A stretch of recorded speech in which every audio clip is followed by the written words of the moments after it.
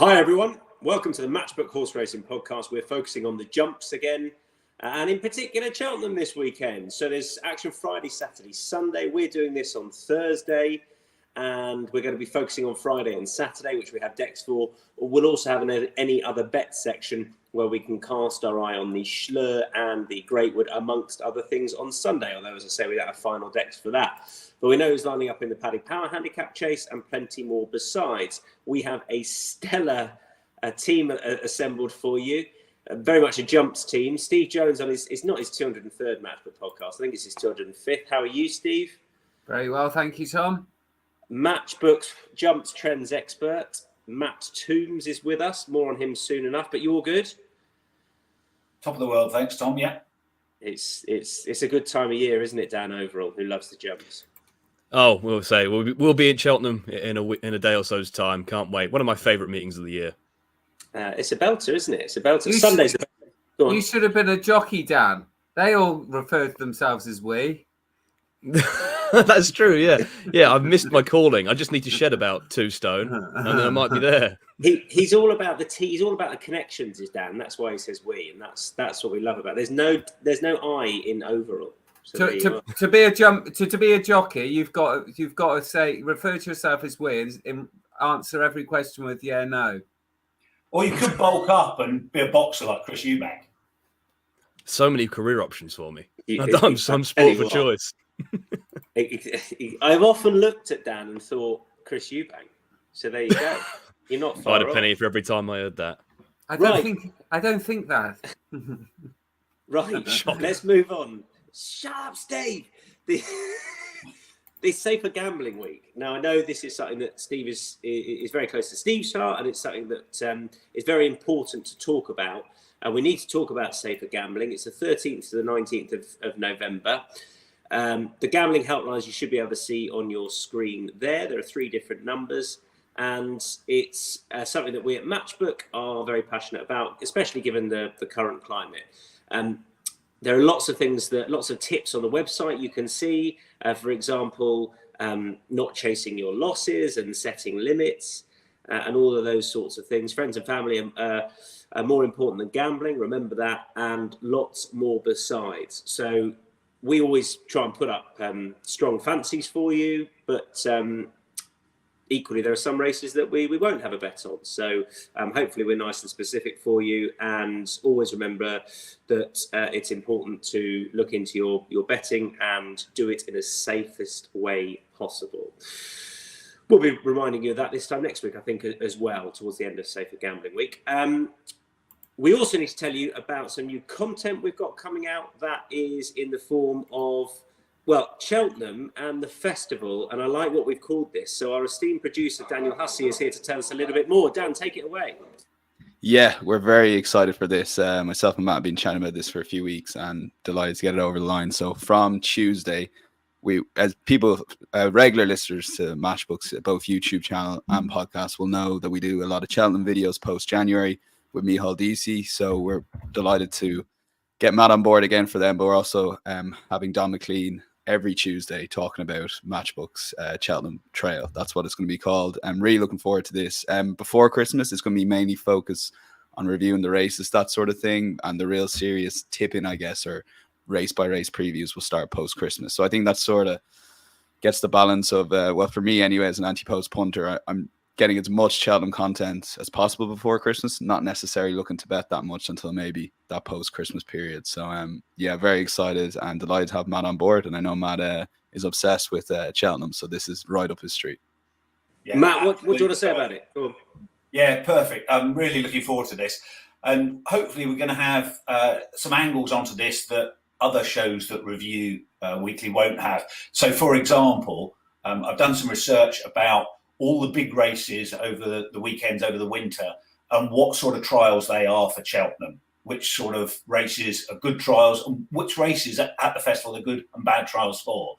So when you're thinking about anti-post betting, knowing that if there's a horse that you really fancy you've seen at the weekend, knowing which race to back it for, or whether that's a trial you shouldn't back it for Cheltenham, will hopefully be something a little bit different for our viewers.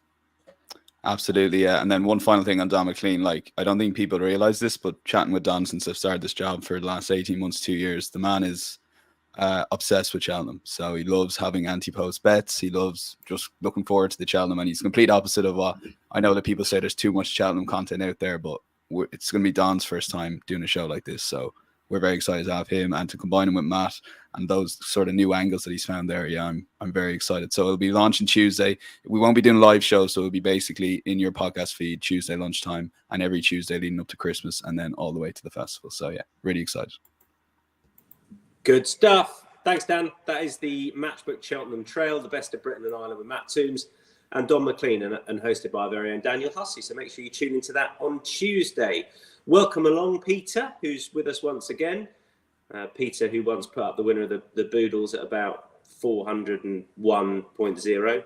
He says, if Steve knuckled down, he could become an all right tipster, and I couldn't agree with you more. Steve, I'm going to bring you in first, please, on the 145 at Cheltenham. Prices are as follows. It's nice and open, actually, with this is on Friday. Calico at 9. Try again. Calico at 5.5, Triple Trade at 5.5, Bally Breeze at 6.5, as is Do Your Job. And your shout is 9.0. No risk Dave Flo, who is ridden by Sean Bowen, who's obviously going to be champion jockey and is riding extremely well at the moment. So that's a good thing. A bit surprised that this horse has been largely ignored because he took well to fences last season. He thrashed Knickerbocker Glory, who, might not have the bottle for fences, but that was... and he's done well returned to hurdling. But so I thought that was a decent performance. And then he went back to Weatherby and won again later in the season. I think going left-handed is very important to this horse, so I wouldn't worry about when he was third at Sandown on his final start. I think he's one of those unexposed horses. Ollie Murphy started the season or the main season. And there's a lot of horses in here that I think want further. So no risk Dave Flo for me. Who is for you, Dan, overall?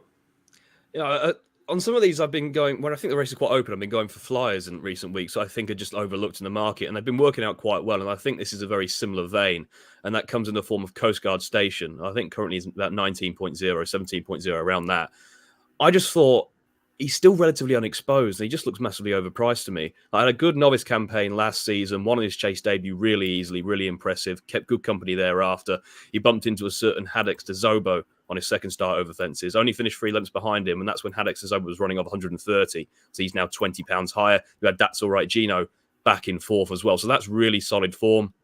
Placed in the graded 2 mile handicap at the back end of last season at Ayr.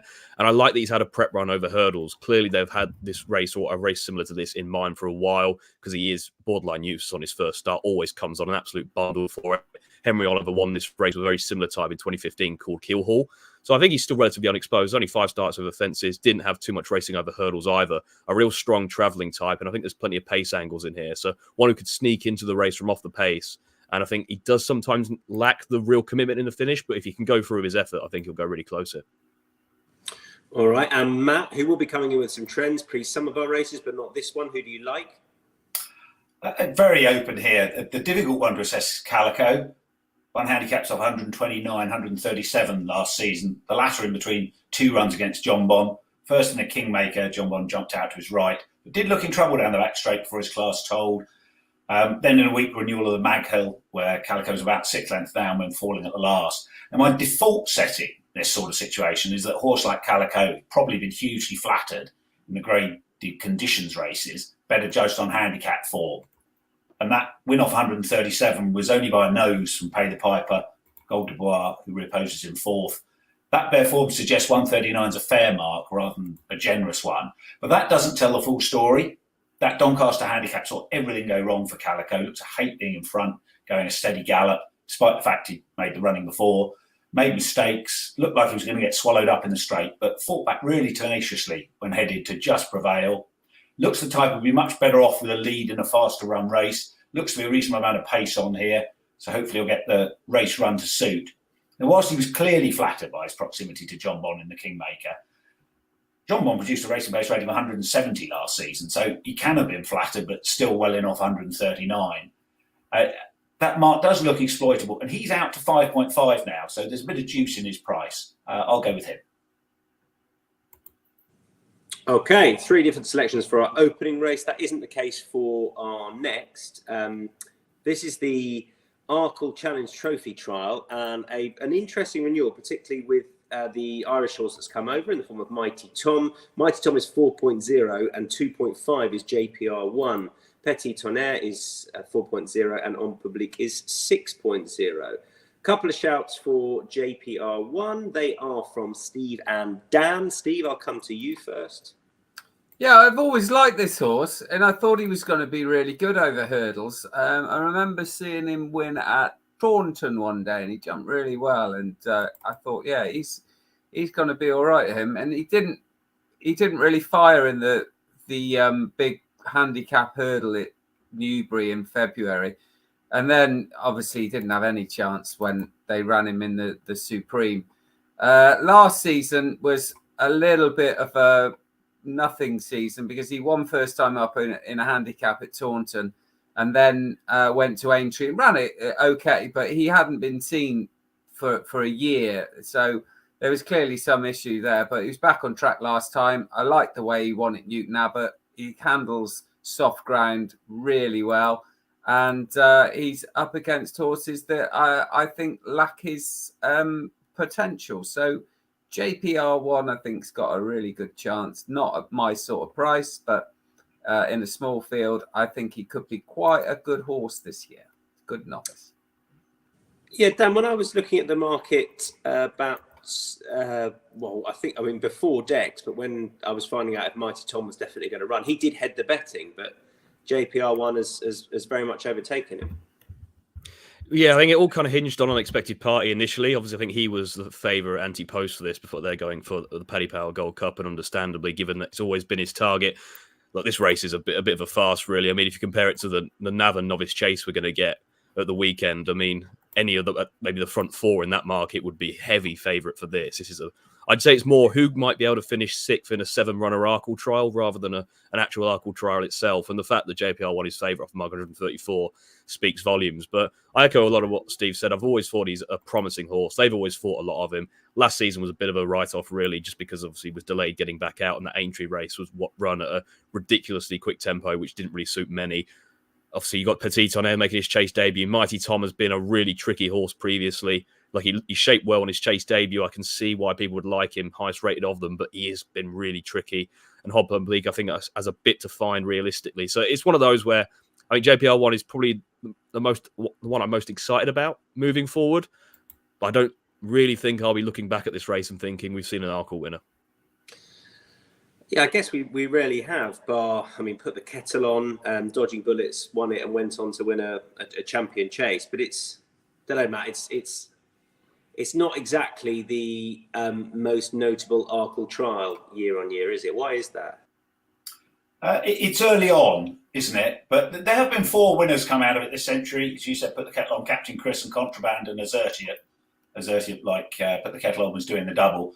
It's been a fair trial, but not I would describe as a strong one. And there are a lot of 2-mile novice chases historically in the pattern in Britain, so they tend to get spread out a bit. Like the boys, I like JPR1, and this was the sort of classic race. You look at the original entries, Unexpected Party wasn't going to run, and you saw a horse that's worst in at the weights, and you think, oh, I like this horse, we'll get a price. Unfortunately, everyone's had the same idea, and he's now favourite. So being prepared to change your mind when the prices aren't what you expected is a cornerstone of punting. So I am siding with the Irish raider, Mighty Tom. Good time over hurdles during the summer. Won a listed handicap of 128, less than 5 lengths 6 in the Galway hurdle of 139. Jumped left there, so it might be better going this way round. Made his chase debuts, you're saying, in that grade 3 at Cork over 2.5. Held up, detached out the back for most of the race, despite jumping okay. May have bumped into a proper grade 1 horse there in Let's Be Clear About It. He bolted up. Mighty Tom did best of the rest, 6 lengths clear of the third. Starting assumptions, the beaten horses at Cork probably weren't very good. A lot of summer novice chasing form. But the 4th Lucid Dreams won off 133 on his next start. Perhaps Mighty Tom was ridden conservatively to get the trip at Cork. Was his chasing debut. Galway hurdle form is pretty good. Might be better left-handed, as I said. So I'd expected him to be favourite. And in, as Dan says, what's a fairly ordinary grade 2, I'm going to side with him at around 3.75.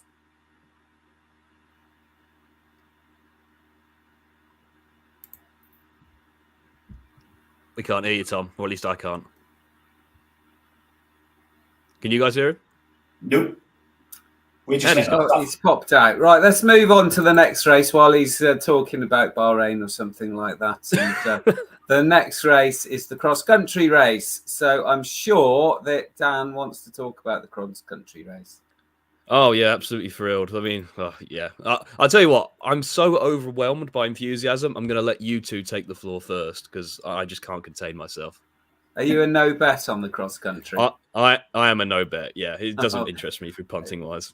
Well, it does interest me. I think the market might get all very excited about the top two, Galvin and Down to Work. Obviously, unlike the race at the festival over the cross-country course, this is a handicap, so it does level the field. And horses, their kind of rating, haven't really, like Down to Work last year was third in the race, perfectly respectable. But it's a totally different race to the one at the festival where the higher rated horses are obviously got a huge advantage. And also Galvin right at the top of the weights, both of those obviously trained by Gordon Elliott. Galvin won't want this ground. He's much better on faster ground, and I'd say it's going to be fair boggy in the middle of the track. I think the one that is interesting is Frankie de Burle, who again, maybe softer ground wouldn't be ideal, but he does go on it. And he ran a really good race at the festival last year. He would have probably been third, but he refused at the last when he was in third, and he would have been in and around there. And that makes him very competitive, a horse that has in the past done a lot of winning. And I think these cross-country races suit him. He was fifth in this race last year at 80-1. And he was only beaten 7 or 8 lengths. And I think, again, he might just have been ignored in the market. So for the Bowens, Peter and James this time, not Sean, who's back on the lash, I'm going to take a chance winning place with Frankie de Burle. Matt is taking a chance with Sean. And you can tell us about since this became a handicap, Matt.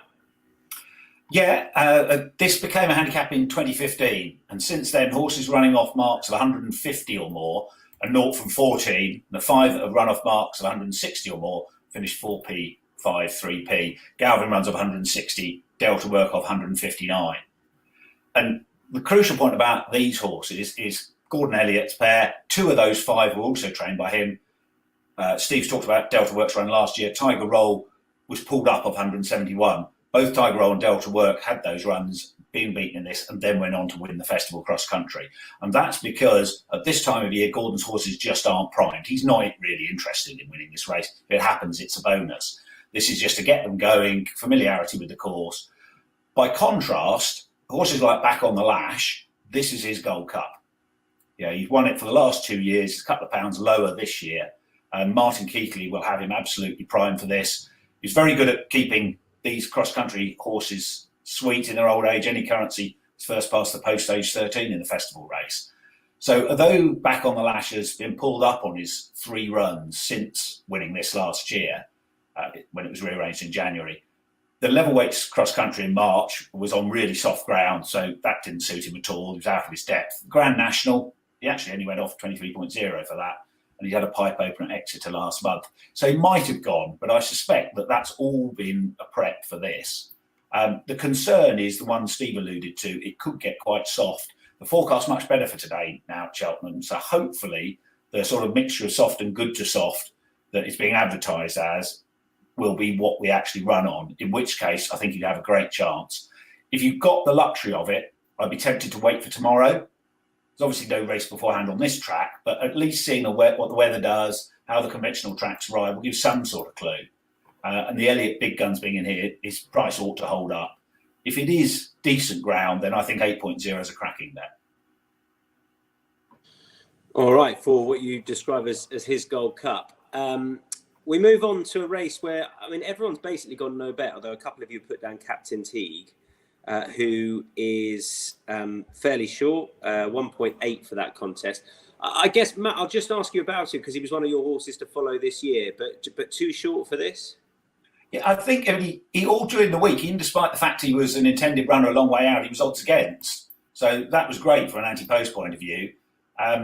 I don't know why he wasn't fancied early on. Perhaps the record of Persian War winners in the Hides not very good. 9 have lined up, 6 went off favourite, but only Time Hill and Fingal Bay have won. So I really liked him, as I said in the Jumpers to Follow pod. My concern really was I wasn't sure how strong last season's champion Bumper was.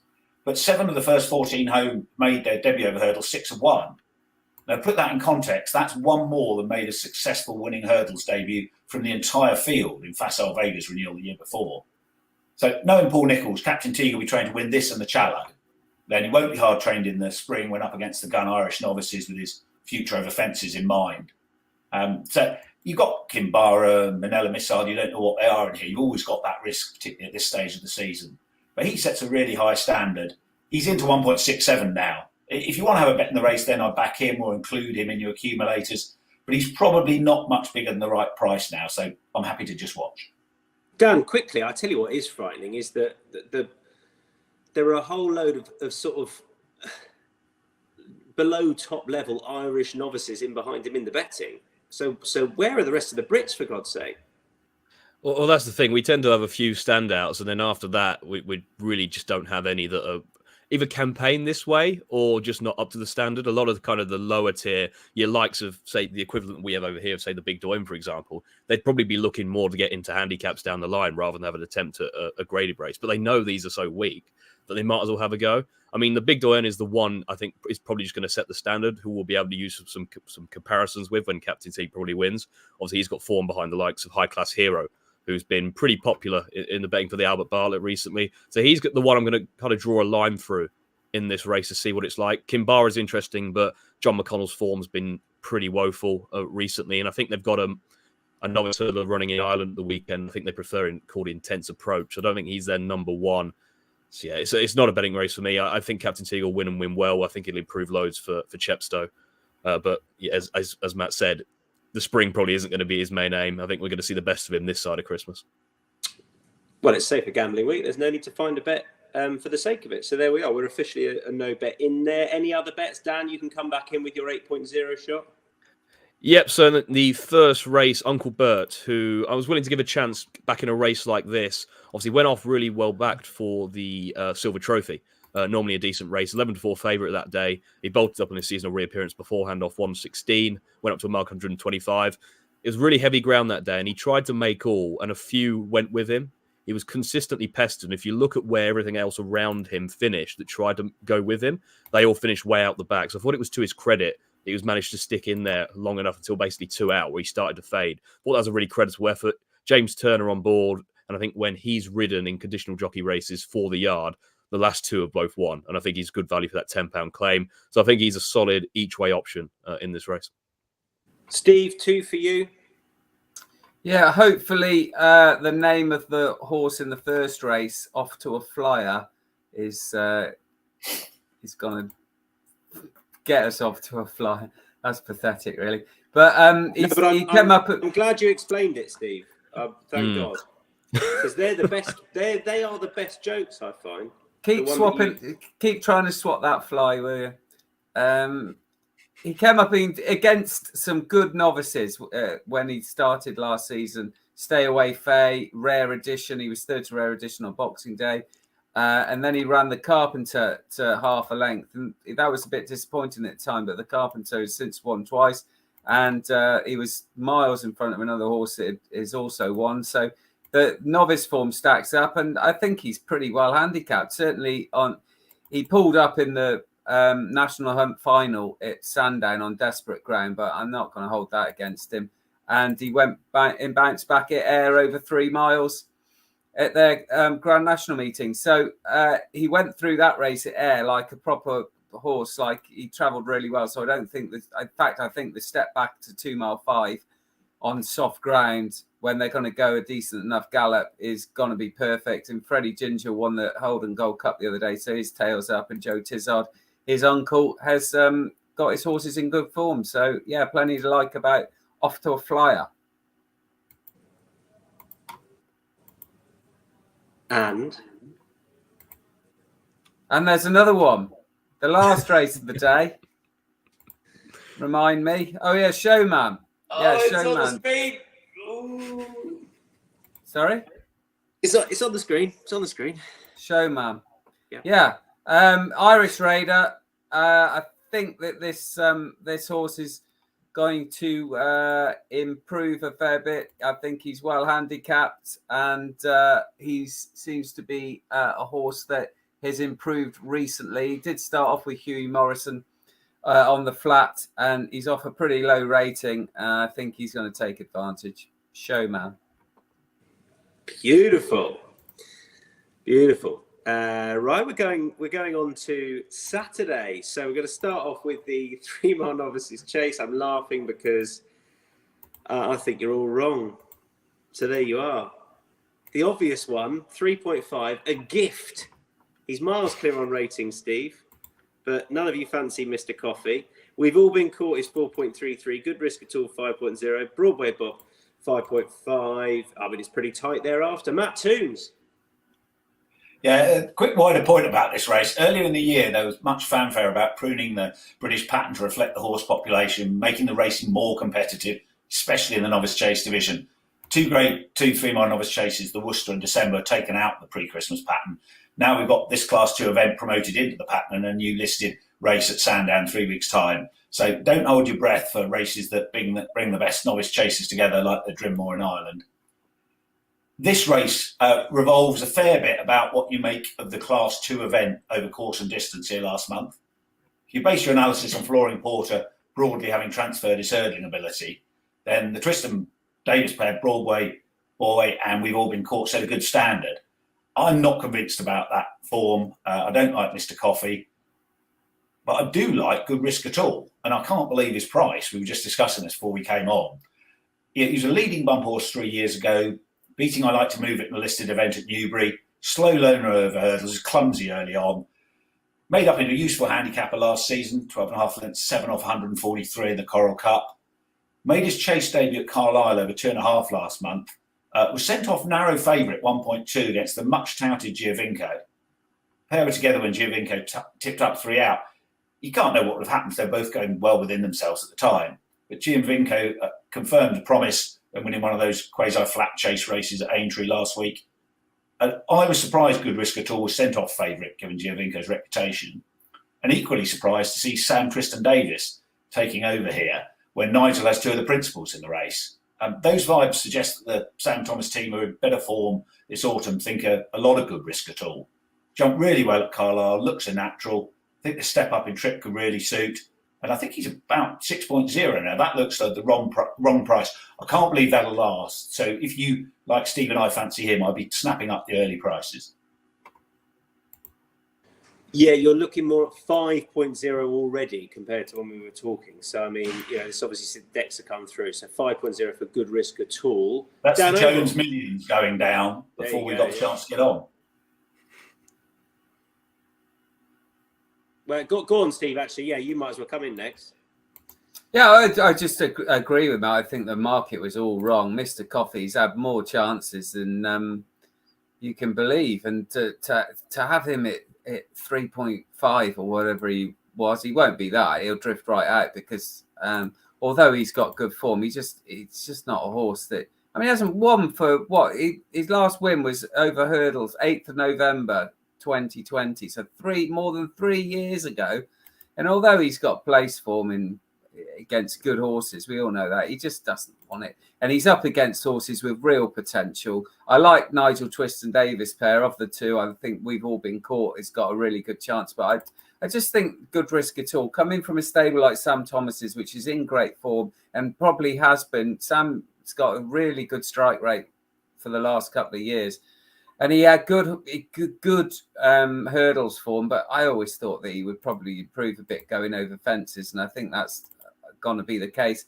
Yeah, he's only had 1 run over 3 miles, and it wasn't particularly great, but coming from off the pace at Haydock is never easy, and I think in a race like this where there'll be less emphasis on stamina, I don't think 3 miles is going to be a problem at all. I just think he's a very classy horse who jumped really well at Carlisle.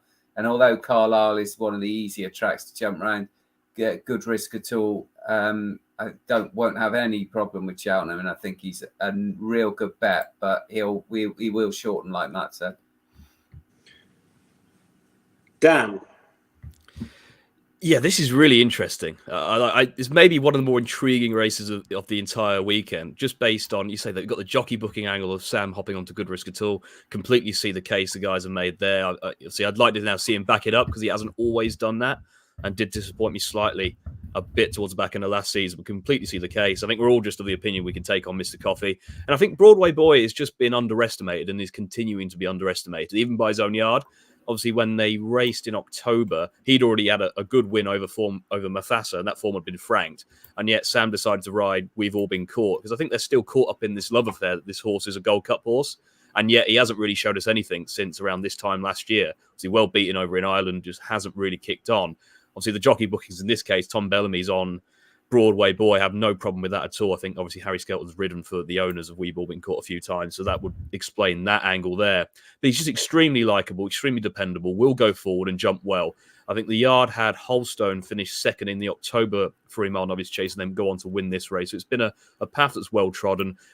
I'd say his distance behind Flooring Porter maybe slightly flattering him more than it should, but I still just think he's a really solid conveyance. And while I don't think this race is going to turn out something for the Brown Advisory necessarily, I do think that it could be a good little Ultima trial. I think in 2021, a couple that ran in this and ran okay ended up running in the Ultima and doing pretty well. I think Oscar Elite was one of those. He fell at the second last when travelling well. So I've got my eye on this race with a view to the Ultima in particular. Often a good race for novices to go and win the Ultima, as Matt Toombs knows better than anyone. Just full disclosure, we are not all of the opinion that we can take on Mr. Coffee. Just like to confirm that. We should be. What? He's never run in anything like this race. He's run in Grade 1 novices or handicaps. This is his perfect race. He'll go out, he'll dominate. He's the most experienced jumper in the field. He's a good jumper. He'll put them all under pressure. And when he drifts out to 4.0, fill your boots. So what happens when he starts to wade on the way in and all of a sudden you just see him start to do what he normally does and down tools? Is that? I'm not sure he will. I think he's been the most appallingly campaigned horse. I love that. Back Mr. Coffee. I think he's been terribly campaigned. I think the trainer's got it just wrong today. And I think you can't rule him out in a race like this and just oppose him purely because he's finished second a few times when he's never contested anything like this. Just to come in on Dan's point about the Ultima, I think that's a really good call. 5 horses have gone from this to the Ultima.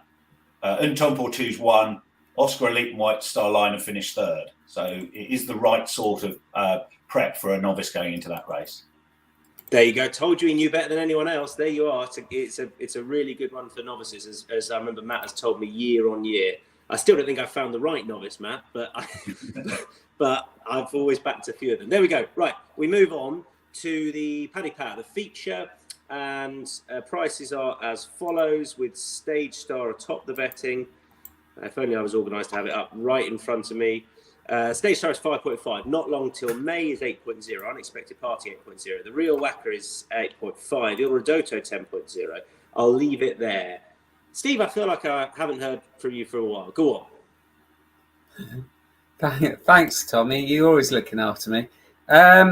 Easy as That is the one I think is the most overpriced. Started last season, took to fences really well last season and jumps extremely well. Won handicaps at Haydock and Newcastle and won them very impressively, jumping really well. If you go back, was a really good bumper horse as well. So it's only had 9 races. It's had a couple of long absences. Certainly missed 18 months before returning last season. And I don't think the run at Sandown, which is the most recent one in March, was anything to worry about because I think he's much better going left-handed. And light soft ground, jumps well, unexposed, just the type of horse for this. Venetia Williams has won this race before in the dim and distance, I think, or was it the December one? My mind plays tricks. But she has her team in really good form, which is another pointer to Easy as That, who I think at 15.0 or thereabouts is wildly overpriced. Yeah, fair price for easy as that. Matt, who do you fancy? And can I ask you about tactics for this race, whether or not you think it suits a horse positioned in a certain place in the field or not? Yeah, I mean, we see that a lot, don't we, with these intermediate trip races and chases at Cheltenham.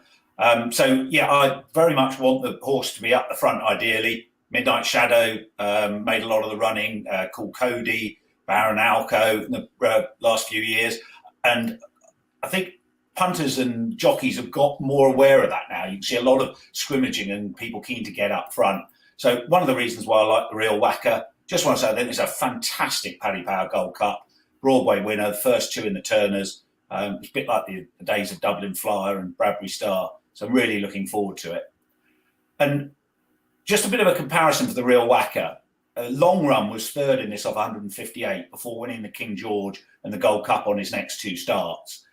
There've only been 9 runners this century trying to win this off a mark of 160 plus. Frodon did best, when second off 161. And only one of those was a second season chase for Wishful Thinking. So it's very unusual in the modern era to see this. We don't have a lot of recent history about how difficult it's going to be. We also don't know a lot about Patrick Neville's modus operandi. This is the first high-class horse he's had. And actually going through, I couldn't see a horse that he'd had before that had earned a Racing Post rating of 140 or more. So how fit will the Real Whacker be here? He says he's been away galloping, but that he'll come on for the run. So there's a bit of uncertainty around that.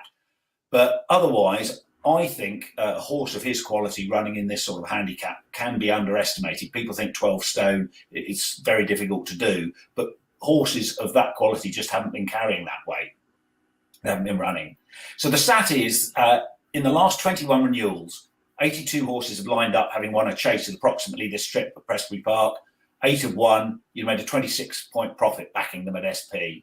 And this year, that's the Real Whacker, the Dipper, Stage Star, the Turners, Nil Rodotto and Torn Afraid, who won the handicap here on Trials Day.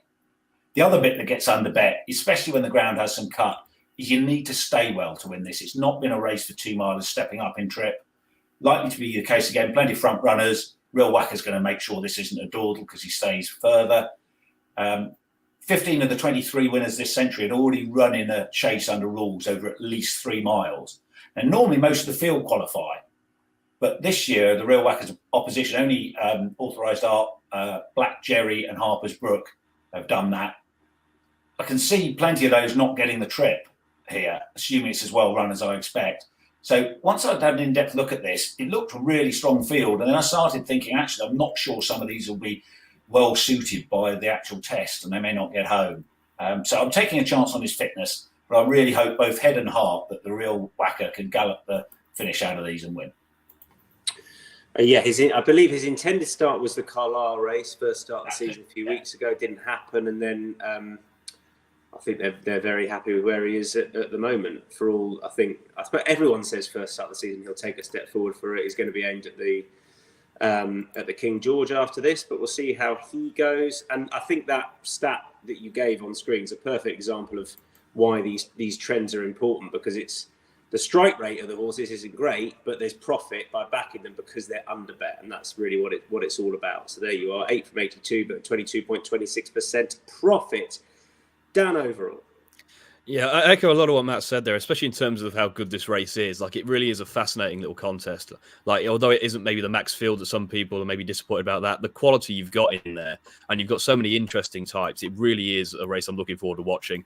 I think the pace angle, Matt also mentioned, that there is a lot of pace in here. Obviously, the Real Whacker needs to be up there really to show his best, especially over a trip like this. Stage Star, not long till May, will be up there. Torn and Frayed made all when he won his similar race to this a couple of seasons ago. I think Il Rodotto also made all when he won his version of this race as well. So there are a lot of pace angles. And I think that's going to suit a kind of strong travelling type maybe in behind if there is a real battle up front. And that horse could be Angel's Breath, who does come with wrists attached given his fragility. But if anyone can target a race like this and get him ready for it, it's going to be Sam Thomas. Like, he is proven in recent years how good he is at it. I thought he had a really nice little prep run over hurdles back in October. Like, he was really well touted that day. A lot of people put him up and fancied him, but if you saw the drift before the off, I think you knew he wasn't really going to be primed for that. Still shaped really well, I thought, carrying 12 stone over hurdles. So you go back to what he did achieve over fences in his limited starts. So he beat First Flow very, very comfortably. He went on to frank that form no end back then. It is a while ago. He is 9 years old. You have to take a bit of a chance on what ability remains. But if he does still have that level, or even 95% of that level, Mark 144 is definitely within his range. The past 7 winners of this, I think Matt will know more about this trend-wise, but I think the past 7 winners of this did have a prep run coming into it. So it can prove to be valuable, especially in a strongly run 2.5 mile handicap of this quality. So I think at the prices, I think Angel's Breath, if he can show what he has done previously over fences, and if Sam Thomas has got him just where he wants him, I think he is currently quite a big price. Anything on that, Matt? Don't have to. Yeah, Dan spot on the last 7, but before that, 9 of the previous 16 had come on seasonal debut. So it's a race that's changed. I can't particularly see why that is. So I'd be open-minded about it. I wonder if it's just. I feel like everything's going that way. The now Coral Gold Cup as well. I wonder if it's just a change in training. I don't know. Let's move on. Chantry House is back over hurdles. 3 starts ago, he went off at 17.0 for a Gold Cup. Here he is at 10.0. And one of you or two of you fancy him. Who is it? Me and Steve, is it? Yeah. We're both insane. Take it away, Dan. Yeah, this is a real little trappy race. I think it's more now like the failed chaser handicap hurdle. I think the last 3 winners who won this were all reverting from chasing. And I thought that might help narrow it down, but there's still about 9 or 10 that qualify on that. That's just a really little trappy race. But he was the first horse, Chantry House, that I was drawn to when the entries came out. I don't think this is necessarily a prep for anything.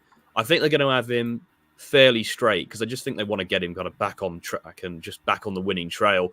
Also, we know, based on what he has achieved over fences, although you can kind of poke holes here and there, he is the class act of this field. He is very fairly handicapped off his mark. He goes very well fresh. I think he's won every completed start when fresh. Only 3 starts over hurdles, 1-2 of them. He's 3rd in the Supreme. Like, that class is pretty much above and beyond anything in here, other than maybe Shamblu, but he hasn't shown that since he fell at Weatherby. So I just thought we're given Nicky's also, I think, are a bit further ahead than in previous years because we had a bit more of a wet time of things and they've been able to get his horses out on the grass. I thought he'll be fairly ripe for this, if not fully tuned up. But if he is close to full fitness, an on-song Chantry House would take all the beating in a race like this. Steve, what do you want to add?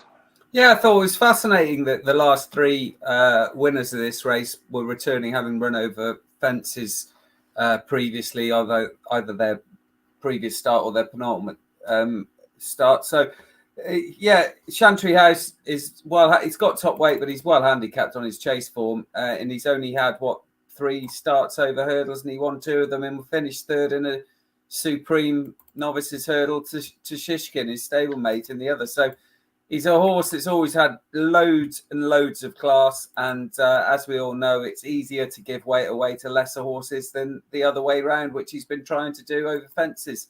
And if he is anywhere near he was 2 years ago, and there's no suggestion that those he was unseated in one and fell in the other of his runs over fences last season. If he's back to his best, then I think he's going to win. And a lot of these horses in here don't want soft ground, so I'd be worried about. I thought Darton had a bit of a chance, but I'm not sure he wants deep ground, the Irish horse, and there's a good few others that wouldn't want it too soft. So Chantry House, who stays well, will definitely go on it. So big chance, Chantry House.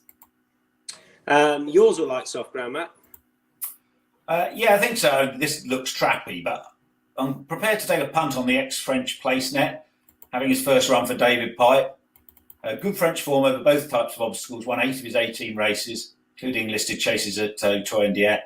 Racing post rating 136 over hurdles, 144 over fences, but gets in here off 124.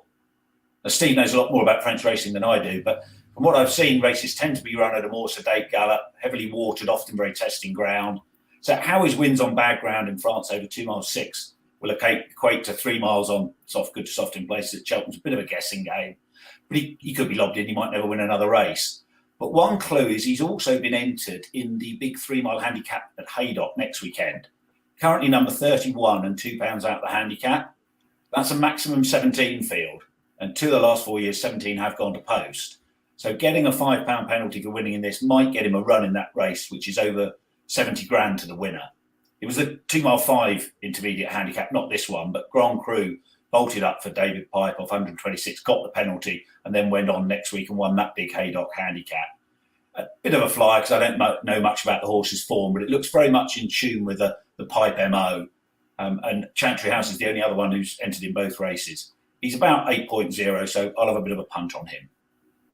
Interesting. That Haydock race produced some very good winners in the past. Last up, we have got the intermediate handicap hurdle. And we've got two different selections here. None right at the top of the betting. Matt, I'll come straight back to you with Rock My Way. Yeah, a few interesting ones here. I do think Springwell Bay's got a good handicap in him this season, but if he is what John Joe thinks he is, I doubt they'll want to exploit his handicap mark for a 13 grand prize. So I wonder if he might just come on for this. I'm giving another chance to Rock My Way, who put up for the Potence qualifier on the pod last month. He'd beaten Pembroke and Mufasa in the Grade 2 Classic Novice Hurdle here in January. I'm always forgiving of young horses. He's only 5. Not taking the test now. Bartlett, form from late April. And in that Potence qualifier, he travelled really well and then fell in a hole coming down the hill. Now, perhaps he's got an issue. Maybe it's breathing. Equally, it could have just been a pipe opener half fit. Possible that he's not a stayer, be more suited by this sort of intermediate trip. On that classic form, he's really well handicapped off 133.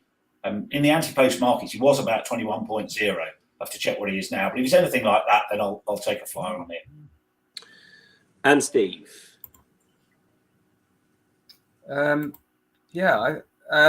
Sorry, we've moved on. I was drifting off then. No offence, Matt. Yeah, he's 21.0. That's the good news. That'll wake Steve up. Yeah. Oh, sorry.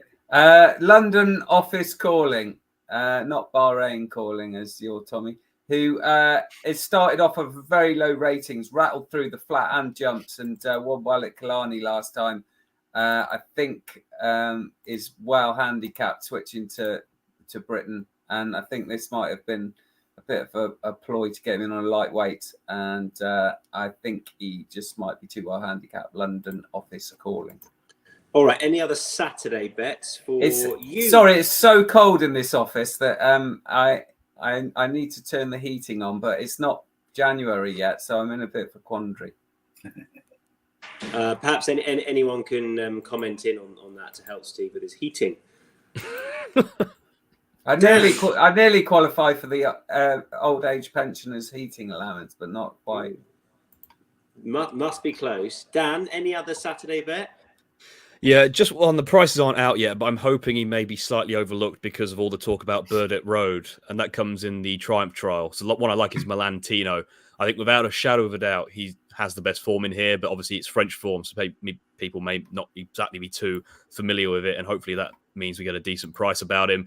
But it basically ties in with Jigme. He ran in a listed race first time out, finished second, reversed the form with a horse that beat him that day in a Grade 2 next time out, finished third behind Jigme, and the 1-2 from that race then went on to finish first and second in the Grade 1 that was run the other week. That is as good as juvenile form as there currently is in the season. The fact that they're coming here, I think, would suggest they think they've got a Triumph Hurdle contender on their hands and they're not looking to protect his mark. Apple Shakira won this race on her first start, coming over from France, so it is doable.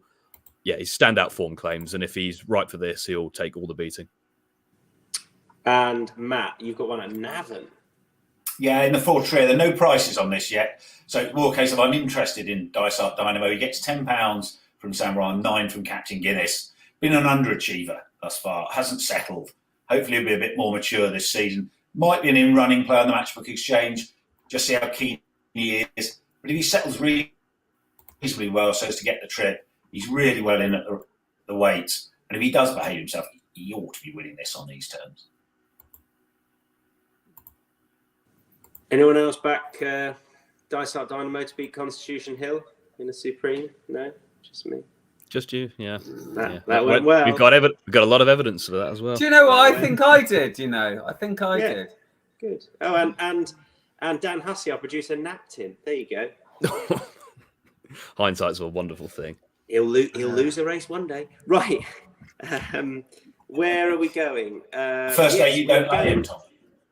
Yeah, probably. We're going to Cheltenham on Sunday. I'm just going to go in order I have in front of me. Steve, Cheltenham Sunday.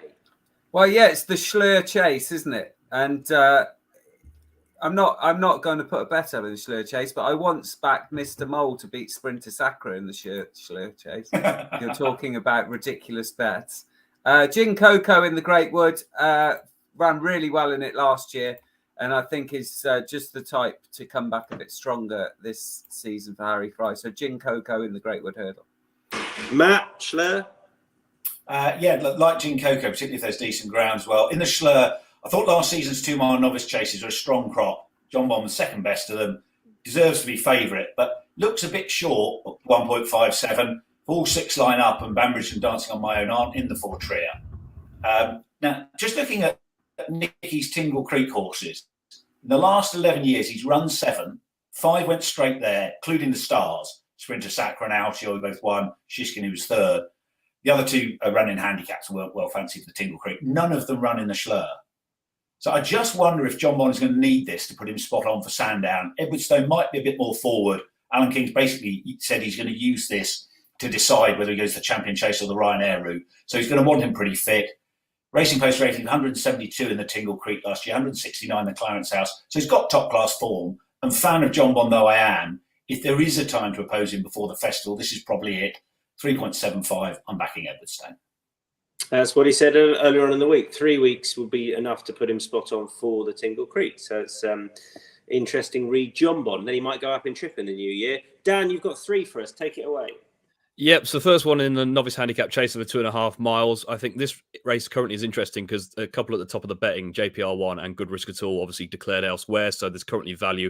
And I think that lies in the form of Ginny's Destiny. Really like the way he shaped in October here. Always looked like he'd come on for the run. That was also stated by Paul Nicholls. And he's generally been spot on this season with horses, he said, who would improve for the run. Went up for the lead. I think it was a contested battle for the lead. Just dropped out late on. And he's been dropped £2 for that. He's won second time out on both his seasons under rules. Softer ground's also going to suit. I think he's got a massive chance. We've seen Paul Nicholls with a new recruit in Mufasa earlier this season. Took his first run, then went on to bolt up next time out. I think he's currently 13.0. I think that's a very generous price. I expect that race to cut up. In the 220, the Jewston Handicap Hurdle over 3 mile free, Cloudy Glen. This race often goes to a bit of an older, notable stayer, and I think he's definitely that. If you're going to catch him, it's going to be fresh. His record first time out is 1-4-1-1-3. His third that came last season was in a Grand National trial. He came out later than normal because he had a bit of a setback. And if you look at that race back, he was still basically bang there until the last, until fading out. So he goes extremely well fresh. Has been second in the Kim Muir. His mark 142 is still workable. So I think he's got a very live chance at 17.0 currently. And then the Great Wood, it's a really good race, I think. And there's a couple in here I have history with, and I've put up on the Horse to Follow show. Look Away is one of them. Obviously dominated in the Grade 2 last time out. Won't be able to do that here. I still think he's got a good chance. But the one I'm really interested in is Loda Sud, who was my dark horse to follow for the season. I thought they'd go over fences with him, but I think when the Skeltons take note and aim a horse at a 2 mile handicap hurdle, you really have to take notice. I thought all of last season, they're almost just biding their time with him. Like, he showed a lot, travelled like a dream through most of his races, just looked the type that would improve for another season, bearing in mind he was only a 4 going on 5-year-old. A mark 130, I think, is extremely, given that when he came over, he had a rating equivalent to 145 over in France. And again, the Skeltons in these 2 mile handicaps are just deadly. We've seen it with Northfield Harvey and West Cork in this race. I think he's got a massive chance, especially if the ground is on the softer side. Good stuff. There's the 3 for Dan. They'll all be up on Matchbook Insights, insights.matchbook.com, as will the Matchbook Zero long shots. Reminder of Matchbook Zero goes live at 10 a.m. each day. We like to pick a long shot for you because you're most likely to be getting best odds. That's the nature of the exchange. And add to that the fact that Matchbook Zero has 0 margin and 0 commission. Win bets only, 10 a.m. each day. If you fancy something, get over there because you're going to be getting better value. If you haven't made a case for the horse already, you can expand. Otherwise, just the name of the horse. Please, Steve, first of all, your Matchbook Zero long shot. Frankie de Burley in the cross-country chase. Matt. Rock My Way in the 3:30 at Cheltenham on Saturday. And Dan. Cloudy Glen in the 220 on the Sunday. And Lays. So, unsurprisingly, Steve, your lay. Yeah, Mr. Coffee in that novice chase, which is 145 at Cheltenham. But I do it now because I think he'll drift out. And you've got you just got one. Sorry, Matt. Yeah, this is only a matter of time. Place lay in particular in the Greatwood.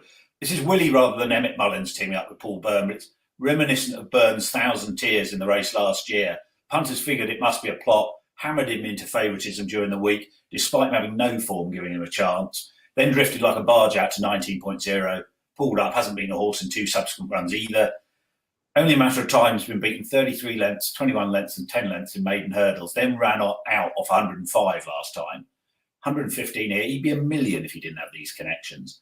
So maybe they're going to land a coup, but at around 5.0 in the win market, it'll be very short in the place markets, and I'm going to be laying him in both. Best bet, Steve. In that same novice chase, no risk at all for Sam Thomas. It is the 1:45 Cheltenham Saturday. Good risk at all. Good. I corrected myself. Yeah, well done. You did it beautifully. Absolutely beautifully. Well, nobody noticed. Dan? I'm going to take a chance on Ginny's Destiny, currently 13.0 in the 1:45 on the Sunday. Matt? I also really like risk at all that Steve put up, but back on the lash in the cross country at Cheltenham on Friday. And my best bet, I'm here to tell you that there is no risk at all in backing Mr. Coffee. He's my best bet, particularly when he drifts out to 4.0, because I think he will. I think he could. And in the words of Kevin Keegan, I will love it if he beats you. What happened to Kevin Keegan that year? Sir Alex Ferguson did Bahrain. There you go. And like that, we've come full circle. Steve, Matt, Dan, thanks ever so much. Head to Matchbook Insights, insights.matchbook.com for a recap of all the best bets. And check out Tuesday for the Matchbook Cheltenham Trail, where there's going to be plenty of content like you've seen today. And it's going to be fascinating, really, all those trends between Matt, Don, and our producer, Daniel Hussey. I wish you all a happy weekend. Bye-bye.